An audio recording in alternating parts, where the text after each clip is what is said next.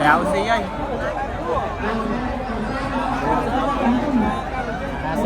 bạch là mặt tu vậy càng theo trong tiêu xí mài xí ở bên nhỉ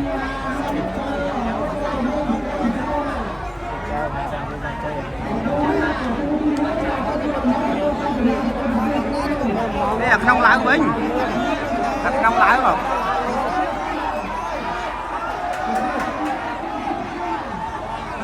đó là nấu nấu